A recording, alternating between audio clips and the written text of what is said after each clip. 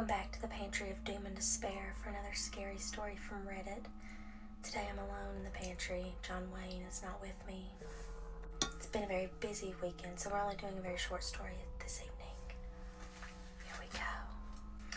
This story is one that took place relatively recently, only a few months ago. We were out doing a recon for mountain lions because there had been several reports of sightings in the last couple of days.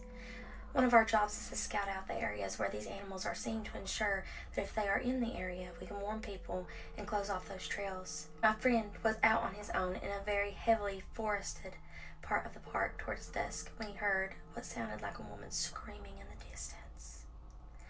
Now, as most of you know, when a mountain lion screams, it sounds almost exactly like a woman being brutally murdered. It's unsettling, but far from abnormal. My buddy radioed back and let Ops know that he'd heard one, and that he was going to keep going to see if he could figure out where its territory started.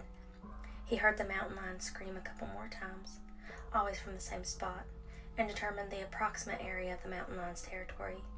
He was about to head back when he heard another scream, this time within only a few yards of him.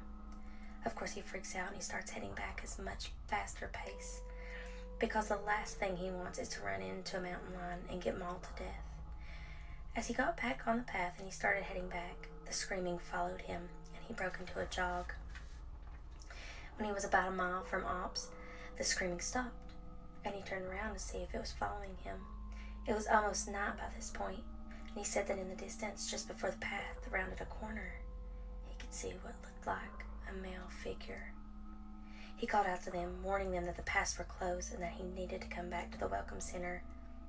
The figure just stood there, and my buddy started to walk over. When he was about 10 yards away, the figure took, as he described, an impossibly long step toward him and let out the same scream my buddy had been hearing.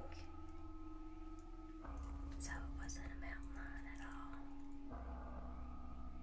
That's it for tonight's story. Come back for more. Bye.